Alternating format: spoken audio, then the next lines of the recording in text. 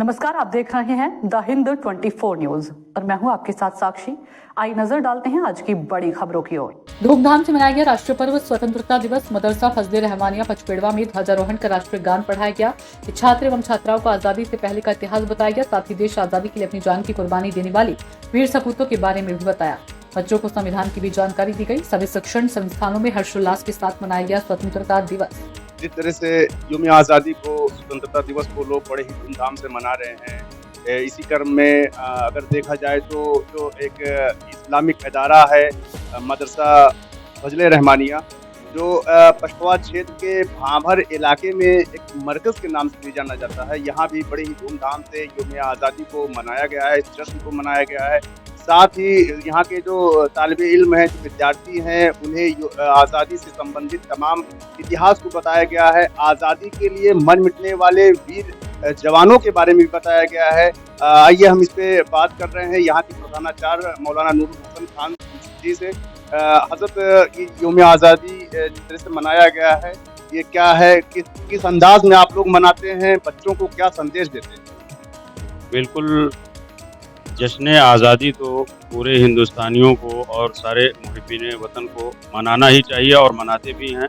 हिंदुस्तान ही नहीं बल्कि पूरी दुनिया में जहाँ भी हमारे दूतावास हैं, दूतावास में भी मनाया जाता है और जहाँ भी हिंदुस्तान के रहने वाले हैं उन तमाम मुल्कों में भी अपने अपने तौर पर मनाते हैं। तो ये तो बड़ी खुशी की बात है कि ये आज़ादी हमें इतनी आसानी से नहीं मिली है। आज़ादी की जंग सालों तक चलती रही, बल्कि सदियों तक चलती रही, तब जा कर के हमारा देश अंग्रेज़ों के चंगुल से आज़ाद हुआ और ये आज़ादी मिली। इस आज़ादी के लिए हिंदुस्तान में रहने वाले मुख्तलिफ मज़ाहिब के रहनुमाओं ने अपने अपने तौर पर कुर्बानियाँ दी। सिर्फ जान की कुर्बानी नहीं, अगर माल की कुर्बानी की ज़रूरत पड़ी तो लोगों ने माल की भी कुर्बानी दी और जान की ज़रूरत पड़ी तो जान की कुर्बानी दी। साथ ही मर्दों ही ने नहीं बल्कि औरतों ने भी जो है बढ़ चढ़ करके इस वतन की आज़ादी में हिस्सा लिया और उन्होंने भी कुर्बानियाँ पेश की हैं और वो भी हमारे लिए एक आइडियल। जैसे समाज में तरह तरह के आरोप लगते हैं कि मदरसे में स्वतंत्रता दिवस को नहीं मनाया जाता है, इतना इतिहास नहीं पढ़ाया जाता है, इसमें आधुनिक शिक्षा को नहीं बढ़ावा दिया जा रहा है, आधुनिक शिक्षा के प्रति मुस्लिम समाज जो जागरूक नहीं है, इस पर आप क्या कहें?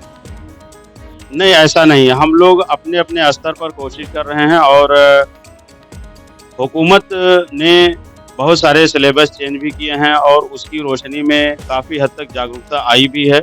और 5 सब्जेक्ट जो मूल सब्जेक्ट हैं, जो सारी संस्थाओं में, तालीमी संस्थाओं में पढ़ाए जाते हैं, वो हमारे मदरसों में पढ़ाए जाते हैं। तो ये आरोप लगाना मदरसों में आधुनिक शिक्षा नहीं होती है, आधुनिक शिक्षा भी दी जाती है।